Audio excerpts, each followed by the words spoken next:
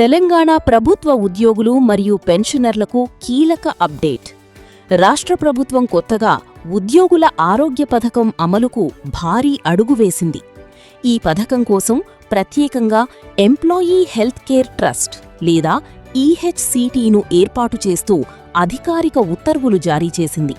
అంతేకాదు, ప్రభుత్వ ఉద్యోగులు, పెన్షనర్లు, వారి కుటుంబ సభ్యులు మరియు ఆధారపడిన వారి పూర్తి వివరాలను సేకరించాలని నిర్ణయం తీసుకుంది. ఈ డేటా ఆధారంగానే కొత్త హెల్త్ కార్డులు జారీ చేయనున్నట్లు సమాచారం. అన్ని డీడీఓలు తమ IFMIS/HR లాగిన్ ద్వారా ఉద్యోగుల మరియు పెన్షనర్ల వివరాలను నిర్ణీత ఫార్మాట్లో తప్పనిసరిగా అప్లోడ్ చేయాలి. డేటా సమర్పణకు చివరి తేదీ మే 31, 2026. ఈ ప్రక్రియను అత్యంత ముఖ్యమైనదిగా పరిగణిస్తూ అన్ని అడ్మినిస్ట్రేటివ్ విభాగాలు నిరంతరం పర్యవేక్షించాలని ప్రభుత్వం ఆదేశించింది. ఇలాంటి ఉద్యోగుల తాజా అప్డేట్స్ కోసం ఇప్పుడే లెర్న్ డిజిటల్ ఛానల్ను సబ్స్క్రైబ్ చేయండి.